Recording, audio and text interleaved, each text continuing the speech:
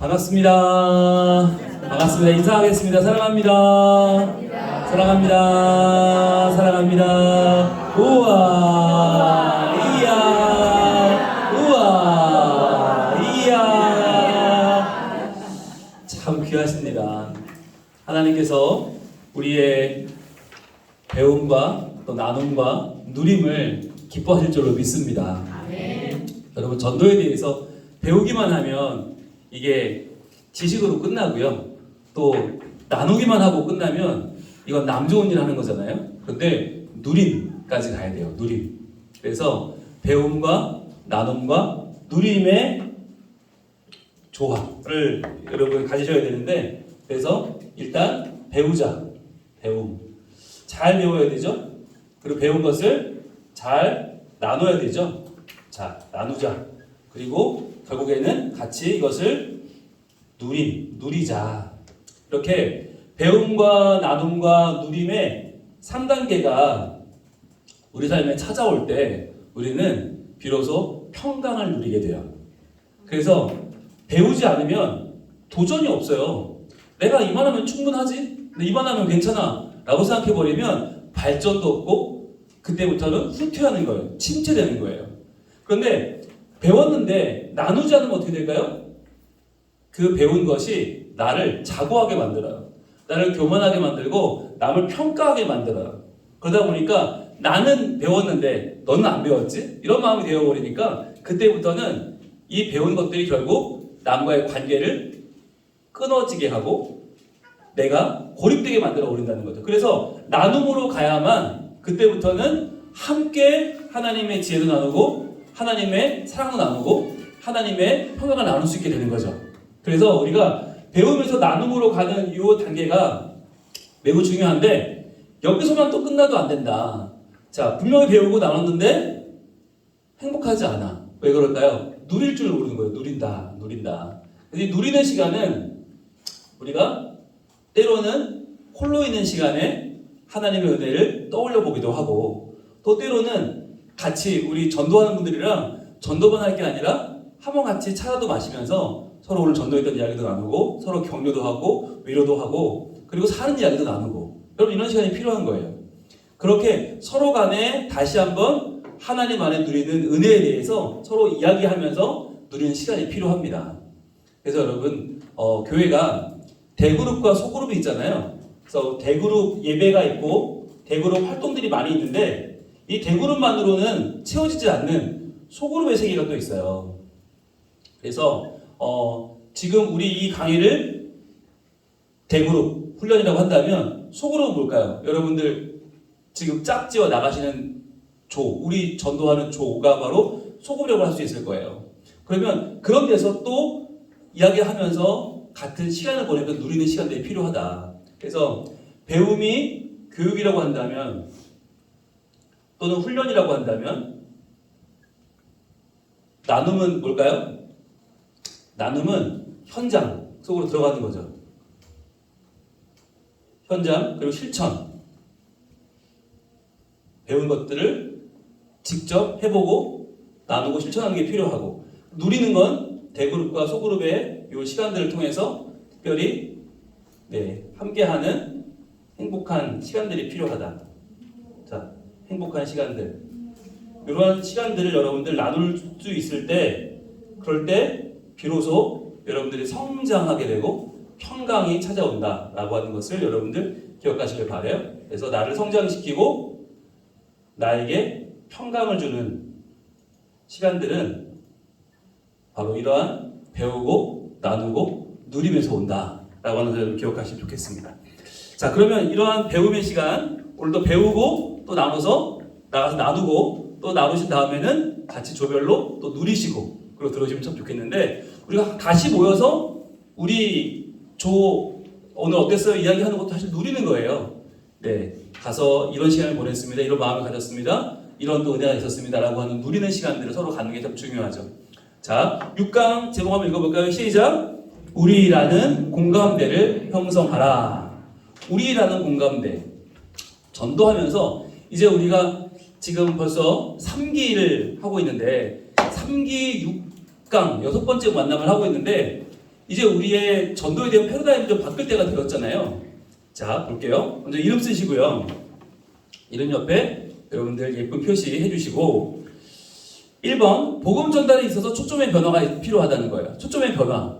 복음 전달이 무엇이 중요할까? 어디에 초점을 맞춰야 될까라고 하는 것이 패러다임이 계속 바뀌어 왔어요. 초기에는 뭐였을까요? 초기에는 전도의 핵심이 뭐였냐면 무엇을 전하느냐였어요. 초기에는 무엇을 전하느냐. 자, 무엇을 전하느냐가 뭘까요? 복음 전달의 내용이겠죠. 내용. 자, 무엇을 전하느냐가 핵심이었어요. 그렇기 때문에 처음에 전도할 때 사람들이 제일 열심히 했던 게 뭘까요? 성경 암송이었죠. 왜냐하면 성경을 외워야 전할 내용이 생기니까 성경 암송 열심히 했고요. 또 사용리 열심히 외웠어요. 사용리. 그래야 내가 외워야 사람한테 가서 왜 인간이 죄인인지부터 시작해서 설명할 수 있잖아요. 그러니까 전도의 초기 시대에 내용이 제일 중요했고 무엇을 전도하냐가 중요했고 그래서 성경을 암송하고 사용리를 했는데 이게 중기로 가면서 조금 시간이 지나가면서 사람들이 내용보다 중요한 게 있더라. 이게 뭘까요? 이게 바로 방법이었어요. 방법. 전도의 방법이 좀 필요하겠다. 어떻게 전달하느냐? 자, 분명히 복음은 좋은 것인데 복음의 내용은 물론 좋은데 아무도 안 듣더라는 거죠. 그래서 어떻게 전하는가라고 하는 복음 전달의 방법이 중요하다. 그래서 여기 나온 것이 뭐 고구마 전도, 진돗개 전도, 뭐 찔러보는 거, 뭐 물고 늘어지지 않는 진돗개 전도, 뭐 이것나 찔러보는 고구마 전도 이런 것들만 나오기 시작했어요. 그래서 여러 전도법들이 나왔죠. 그런데 이렇게도 해봤는데 시간이 지나면서 이것들이 또 어떻게 다양화됐냐면 어디서라고 하는 현장, 복음 전도의 현장이 더 중요해지기도 했어요. 어디서 전할 거냐라고 하는 거죠. 어디서 전할 거냐. 그전에는 복음 전도의 현장을 별로 중요하게 생각 안 했어요. 근데 이제는 보니까 아파트 전도는 또 다르더라. 오가는 사람들이 이삿짐 들어오는 사람들 다르고 또 집 보러 오는 사람들 다르고 입주하는 사람들 다르고 이 아파트 현장이 조금 다르더라. 그리고 학교 전도는 또 다르더라. 그렇게 해서 많은 노방 전도 다르고 공원 전도가 다르고 요양원 전도가 다르고 병원 전도가 다르고 이런 식으로 현장이 또 중요해지기 시작했어요. 자, 그래서 초기에 무엇을 전하느냐, 그다음 어떻게 전하느냐, 어디서 전하느냐가 됐어요. 자, 그럼 이제 오늘날에 와서는 뭐가 중요할까요? 자, 오늘날에는 중요한 것은 바로 누가 전하는가요? 누가 전하는가? 바로 정답이 나왔죠? 관계성입니다. 관계성. 자, 이게 여기까지 온 거예요. 이제는 전도하는 내용, 하나님 말씀 좋은 거, 뭐 십자가 예수 그리스도 웬만한 사람은 알아요. 자, 어떻게 전하냐? 사실 어떻게라고 하는 건 사람에 따라 다를 수밖에 없어요. 그리고 어디서 현장 또 다를 수밖에 없어요. 이게 어떤 하나의 원리로 해석할 수가 없어요. 설명할 수가 없어요. 그런데 이제 중요해진 건 뭐냐면 누가 전하는가, 즉 전도자가 누구냐라고 하는 거예요. 여러분, 이 시대 무엇을이나 어떻게 어디서가 중요하던 시절에는 누가 전하는지 안 중요했어요. 그냥 나는 좀 소위 하나님 앞에 나는 좀 바로 서지 못해도 열심히만 하면 된다고 그랬어요. 나는 지역에서 좋은 소리 못 들어도 나는 욕 다 먹어도 그냥 전도만 열심히 하면 된다.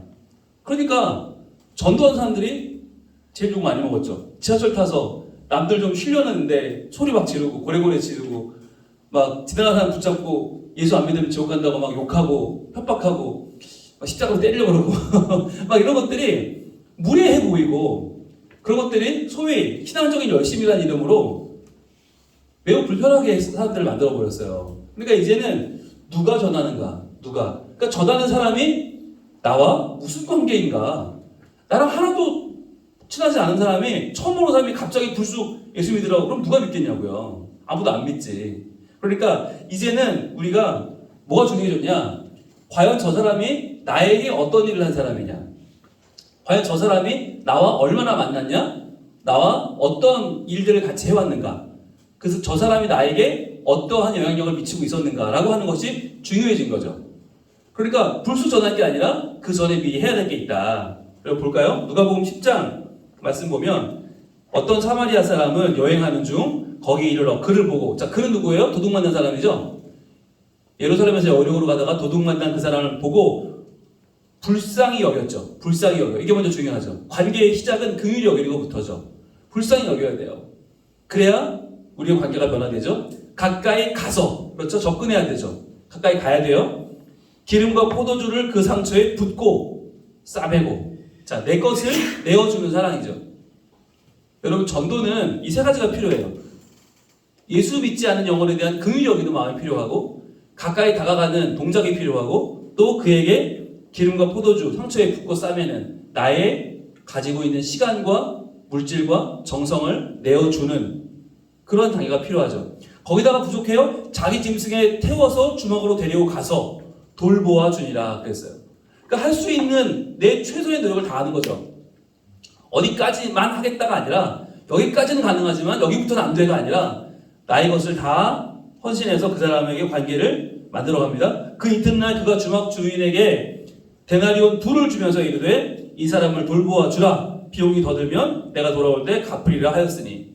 자, 모르는 사람인데, 남인데 그에게 내가 2 데나리온을 주면서 부탁할 때, 게다가 이튿날이란 말은 하루 지났다는 거잖아요. 하루가 지났는데도 이 사람의 마음이 변하지 않고 계속해서 그에게 긍휼적인 마음을 지금 주고 있는 거죠. 그러면서 자기의 물질을 들여서 이 사람을 살려내려고 했을 때 주님 물으십니다. 네 생각에는 이 세 사람 중에서, 자, 세 사람이란 앞에 나온 2 사람은 제사장과 레위인이죠.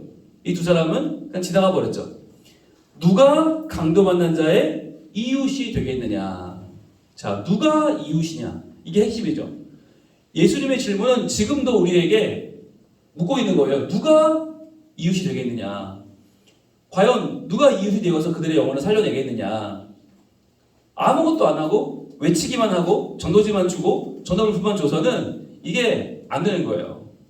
그들을 불쌍히 여기는 마음도 가져야 되고 가까이 다가가는 시간도 필요하고 내 열정과 물질과 정성을 들여서 그들에게 내 가장 귀한 것을 나누어 줄 때, 그것이 지속될 때 그들의 마음이 변화되고 우리가 이웃이 되는 거잖아요. 그래야만 전도할 수 있다라고 하는 것을 여러분 기억하시면 좋을 것 같고, 그리고 여러분 여기에는 어떤 비밀이 들어있냐면 이 사마리아 사람에게는 뭐가 없나? 한 가지 없는 게 있어요. 뭐가 없을까? 네, 실패가 없어요. 실패가 없어요. 왜냐하면 이 사람에게는 사랑하는 게 이 사람의 기본이고 이 사람의 행동이 전부예요. 사랑하는 거. 여러분, 우리가 전도하는 데 있어서 자꾸만 우리는 성공했냐 실패했냐를 자꾸 따지게 돼요. 그 사람이 교회 나왔냐? 그 사람이 예수 믿었냐? 근데 여러분, 그거는 우리가 알 수도 없을 뿐더러 우리가 그것을 카운트한다는 게 참 어려워요. 우리가 하나님 나라 가지 않으면 알 수 없어요. 그 사람이 하나님을 믿었는지, 그 사람이 예수를 영접했는지, 영접하게 될지, 뭐 우리가 전도하는 이 기간 중에 될지, 끝나고 될지, 언제 될지는 알 수 없는 거잖아요. 우리 교회 오는 분들도 제가 보면 최근에 우리 교회 와서 말씀 듣고 변화돼서 온 사람은 별로 없어요. 중학교 때 선생님이 교회 가보지 않을래 했던 그 사람이 지금 나이가 50 다 돼서 지금 교회 오기도 하고, 예, 그 언젠가 들었던 한마디가 생각나서 지금 교회 오는 분들이 꽤 많아요. 그러고 보면 지금 내가 심어서 당장 거두겠다는 생각은 정말 어리석은 거예요. 여러분, 사랑은 실패가 없습니다. 사랑하면 실패가 없어요. 데려오려고 하면 실패도 생기고 성공도 생기겠지만 사랑하면 실패가 없다. 그래서 저는 우리 전도집중훈련 나오시는 여러분들께서 우리가 만나는 이웃들을 정말 사랑하면 좋겠어요. 그러면 실패가 없을 거예요. 목회도 그렇죠. 목회도 사랑하면 실패가 없어요. 목회에 실패가 어디 있어요. 그것처럼 여러분 전도도 마찬가지다. 우리 2번 볼게요. 복음 전달을 위한 관계 정립. 자, 복음 전달을 위해서는 관계가 그래서 중요한데 누가 전도하냐는 관계가 중요한데 1번 볼게요. 사람과의 만남에 있어서 서양 사람들은 어떨까요? 공식적인 관계에 주목합니다. 공식적인 관계. 그러니까 공식적인 자리에서 공식적인 사람과 만나는 것만 중요하게 여기는데 우리나라를 비롯한 동양인들의 정서는 어때요? 그보다 더 그 사람과 나와의 공식적인 관계보다 중요한 게 뭐냐? 출신 지역. 그래서 우리 말투가 중요하잖아요. 갱남 말투를 쓰지 않으면 서로 좀 이질감을 느껴요. 그죠? 저 말투 좀 얘기해보면 혹시 고향이 그나 그나 막 이러면서 막 그냥 말투만 비슷하고 고향만 비슷하면 바로 말 서로 얼마나 편하게 나와요. 말을 하지! 그러면서 막 야, 니 거기 가봤나? 막 서로 말이 팍 바뀌어요.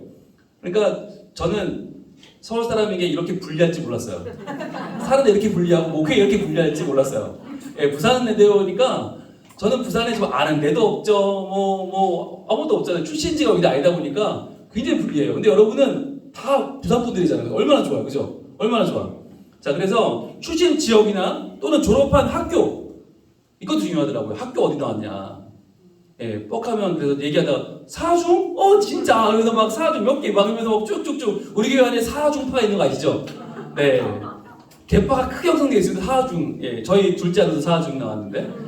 네, 저도 이제 관련이 됩니다. 그리고 경남고등학교 왜 이렇게 따지는 거예요? 예, 뭐 대통령이 2명 매출됐고 뭐 최동원이 나왔고 이대호가 나왔고 우리 큰아들도 경남고등학교 나왔어요. 이제 저도 껴주세요. 이제 이게 출신 학교가 다르면 말이 안 통하는 거예요. 네, 뭐 어느 학교쯤 나와줘야 얘기가 되고 그 다음에 군대. 야, 군대도 남자들이 이게 중요한데 저희 아들이 지금 화천에 있잖아요. 그랬더니 화천에도 군대 가신 분들은 귀가 다 쫑긋해가지고 어디 몇 사단 15사단 진짜 15사단 어느 연대 아니 그거 뭐 왜 이렇게 맞춰요? 남자들은 꼭 맞춰야 돼. 그래서 예, 뭐 36여단 진짜 내가 거기 있었다고 그러시면서 막 거기 날씨를 아느냐고 거기 막 길도 안 좋고 고생 많겠다 그러면서 막 얘가 들어가잖아요. 군대 되게 중요하죠. 또 하나 뭐죠? 직업도 중요해요. 직업. 어떤 일을 한다 그러면 나도 그거 했었는데 그러시면서 막 그거 뭐 이게 나오죠. 한번 식당 했던 분은 진짜 식당집만 가면서 얼마나 할 말이 많은지. 예. 목사님 식당은요 돼도 힘들고요 안 되면 더 힘들고요. 예. 되면 몸이 힘들고 안 되면 마음이 힘들고 얘기하시는데 그럼 왜 하지? 그런데 그래도 하는 이유가 있잖아요. 또 기쁨도 있고 감사도 있고 직업 서로의 공통점을 발견했을 때 공통점 이거죠. 이게 핵심적인 공통점을 발견했을 때 친밀함을 느끼는 비공식적인 관계에 주목하는 거죠. 자, 우리가 공통점 살면서 어머나 그러셨어요. 저도 그런데 라고 할 때 느끼는 공통점. 이 공통점이 주는 친밀함, 친근함. 공통점이 주는 친밀함을 느끼는 관계. 그러니까 그 사람은 나한테 아무것도 해준 게 없어. 그런데도 학교만 같으면, 지역만 같으면 우리는 비공식적인 관계에서 친밀함을 느끼게 된다. 이게 중요한 오늘의 핵심인데요. 자, 그렇다면 이 비공식적인 관계 어떻게 활용할까? 2번 따라서 전도할 때 이웃들과의 가벼운 이거를 공통점을 발견해야 친밀함을 느끼는데 이걸 발견할 두 가지 뭐가 필요할까요? 뭘 통해서 우리는 공통점을 발견하게 되나요? 네, 질문이 필요하겠죠. 지난 시간에 배웠던 질문과 대화가 필요하겠죠. 질문과 대화를 통해서 우리는 가벼운 질문과 가벼운 대화 또 이렇게 말만 해봐도 알잖아요. 말투를 들으면 저분 어디 뿌리겠다. 혹시 고향이 그래요 저도 그런데 이렇게 돼. 혹시 학교가 그래요 저도 그런데 혹시 군대가 그래요 저도 그런데 혹시 뭐 이런 일 저도 그런데 뭔가 질문과 대화 속에서 우리는 비공식적인 관계의 연결성을 발견할 수 있죠. 그럴 때 우리가 하는 말이 뭐예요? 우리는 남 같지 않다. 남 같지 않다. 이게 중요한 거죠. 우리가 남에게 느끼는 거북함과 어색함이 딱 풀어지는 시간이 언제냐? 바로 서로의 공통점을 발견했을 때 우리는 그 비공식적인 관계 속에서 남 같지 않은 친밀함을 느끼는 거예요. 이제 남이 아니면 뭐예요? 우리죠, 우리. 그래서 이는 우리나라 사람들의 특징인 우리성이라고 정의할 수 있다. 우리성이라고 하는 말은 굳이 영어로 바꾸면 위니스가 되겠죠. 위니스. 우리성. 우리라고 하는 그러니까 우리면 용납되고 우리면 오케이. 우리면 내가 가볼게요. 이렇게 나오는 거죠. 그래서 뭔가 공통점을 발견했을 때 우리가 전하는 전도가 좀 더 잘 될 수 있는 허태균이라고 하는 분이 쓴 어쩌다 한국인이라고 하는 그 책에서 나왔던 말이 바로 우리성이란 말인데요. 자, 그래서 하나님도 우리에게 뭘 요구하시냐면 머리로만 믿는 것을 요구하지 않으시고 우리라고 하는 공동체를 만들어가는 것을 원하세요. 그래서 신앙은 공동체다. 누구든지 스스로 경건하다 생각하며 자기 혀를 재갈 물리지 아니하고 자기 마음을 속이면 그 사람의 경건은 헛것이라. 하나님 아버지 앞에서 정결하고 더러움이 없는 경건은 곧 고아와 과부를 그 환난 중에 돌보고 또 자기를 지켜 세속에 물들지 아니하는 그것이니라. 자, 경건. 하나님 아버지 앞에 정결하고 더러움이 없는 경건은 뭐라고요? 고아와 과부를 그 환난 중에 돌아보는 것. 즉 우리라고 하는 공동체를 만들어가는 이 작업이 경건 생활에 반드시 필요하다. 그래야만 복음도 전할 수 있다는 거죠. 3번 볼게요. 보다 특별한 관계를 형성하려면 어떻게 되는가? 1번 사람은 상대방에게 도움을 받거나 손해를 보면 반드시 그것을 받은 만큼 돌려주려는 성향을 보여요. 그게 누구에게나 있다는 거죠. 저 사람 나한테 이렇게 해서 되로 받고 말로 준다고 그러죠. 내가 그만큼 꼭 돌려줘야 되겠다. 이런 마음을 가져요. 그게 도움이든 손해도 똑같아요. 도움을 줬으면 내가 가만히 있을 수 있나? 뭐라도 해야지. 손해를 봤어. 그럼 내가 가만히 있어. 가만두나 보자. 이게 우리 마음에 들어요. 그게 뭐냐면 심리학에서는 호혜성의 원리라고 부르죠. 호혜성이란 말이 뭐냐면 내가 하나 받으면 나도 하나 주고 싶은 마음. 그게 도움이든 손해든 그게 우리 마음에 있다는 거예요. 그러니까 이게 하나를 받았는데 그냥 가만히 있을 수는 없는 거야. 뭐라도 하나 줘야지. 그래서 내가 욕을 먹었으면 욕을 한번 해줘야지 속이 후련한 거고 내가 뭔가 상대방에게 이익을 봤으면 그 이익을 또 돌려줘야 마음이 편한 거고 이게 호혜성이거든요.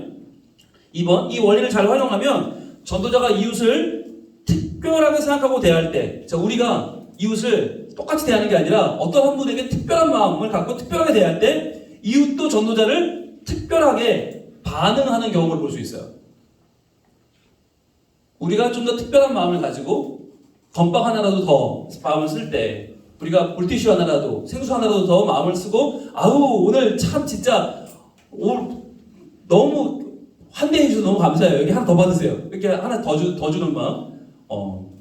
오늘 진짜 웃는 모습이 너무 멋지셔서 하나 더 드릴게요. 이렇게 하나 더 주는 그 특별하게 여기는 하나 그거 하나가 상대방에게는 나한테 이렇게 특별하게 반응해 줬으니 나도 특별하게 그 사람에게 환대를 하고 싶은 마음을 갖게 된다는 거죠. 근데 여러분 이 호혜성의 원리가 재밌는 거는 연구를 했잖아요. 심리학자들이 연구를 했는데 나에 대해서 별로 안 좋게 생각하는 사람도 이런 호혜성의 원리를 가지고 있다는 거예요. 그러니까 그 사람에 대해서 호의를 가지고 있던 그렇지 않던 관계없이 그 사람에게 어떤 마음이든 관계없이 뭘 받으면 그만큼을 주고 싶은 마음이 생긴다는 거죠. 그래서 이 학자들이 조사한 바에 의하면 어떤 사람한테 그림을 이렇게 보고 그림에 대해서 평가하는 그런 자리를 불렀다는 거죠. 그런데 그걸 평가를 다 듣고 나서 이 앞에 있던 이 실험에 참가한 조교가 잠시만요 가서 음료수를 하나 사온대요. 그 음료수를 쭉 마시면서 저 혹시 복권 사러 갈 건데 복권 사러 가시겠어요? 같이 가시겠어요? 라고 해봤대요. 이게 첫 번째 케이스. 두 번째 케이스는 그림을 다 이제 평가하고 난 다음에 가서 음료수를 2개 사오는 거죠. 내 거 하나, 그 사람 거 하나. 그리고 사던 길에 목 마실 것 같아 하나 샀어요. 드세요. 주면서 자, 복권 사러 가실래요? 라고 했을 때의 차이를 조사를 한 거예요. 그랬더니 어느 케이스, 1번과 2번 중에 어느 케이스가 훨씬 더 복권을 많이 샀을까요? 2번. 그렇죠. 훨씬 많이 샀다는 거예요. 2배 가량 많은 복권을 샀다는 거죠. 그러니까 이게 나 혼자 마시면서 얘기하는 거랑 목 맞을 것 같아서 하나 샀습니다. 이거 드시죠. 라고 하면서 이야기를 나누는 건 이 사람에 대한 호의를 높이는 관계를 특별하게 만드는 힘이 있다는 거예요. 그게 뭐라고 까짓 거 음료수 하나가 뭔데. 그런데 사람은 그런 마음을 가지고 있다. 그게 우리의 본성이라는 거죠.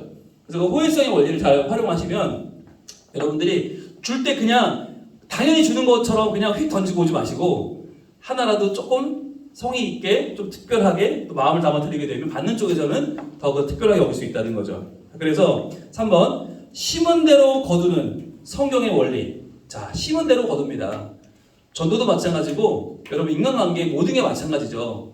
네, 교회생활도 마찬가지고 가정생활도 마찬가지인데 심은 대로 거둡니다. 이 원리대로 우리가 전도하는 이웃을 하나님이 내게 오늘 붙여주신 특별한 대상으로 생각하는 것. 이게 중요하죠. 오늘 내가 만나는 이 사람은 나에게 특별한 대상이다.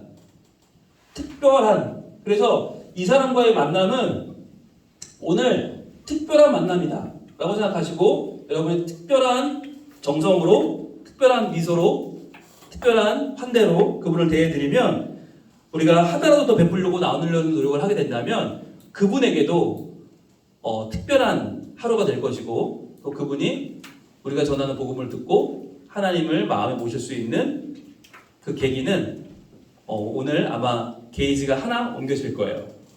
여러분 우리는 단번에 예수를 믿게 하는 사람이 아니라 게이지를 하나씩 옮기는 사람이에요. 하나씩. 지금까지 우리가 만나는 그분들이 50년, 60년 동안 쌓여온 게이지가 있어요.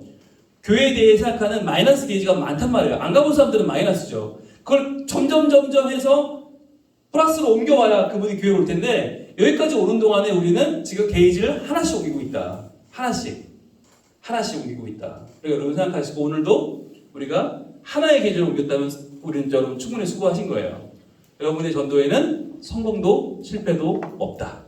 특별하게 생각하고 특별한 한 사람에게 특별한 사랑을 주는 것으로 오늘 여러분 하나의 게이지를 옮길 수 있다면 충분히 하나님께서 우리를 통해서 한 생명을 변화시킬 줄로 믿습니다. 기도하겠습니다. 하나님 감사합니다. 주님 오늘 6번째로 우리라는 관계성 속에서 공통점을 발견하고 또 호혜성의 원리를 이용해서 서로 더 특별하게 여겨줄 때에 심은 대로 거두는 하나님의 원리에 대해서 배웠습니다. 주님 오늘도 전도 나갑니다. 저희들 내게 붙여주신 한 사람 정말 특별한 한 사람으로 알고 내가 이 사람 만나게 된 것 오늘 하나님의 은혜요 하나님의 섭리인 줄 알아 오늘도 열심으로 전도하고 열심으로 사랑하고 열심으로 우리 지역을 주님 품에 안겨드리는 거룩한 우리의 발걸음 되게 하여 주시옵소서. 예수님 이름으로 기도합니다. 아멘.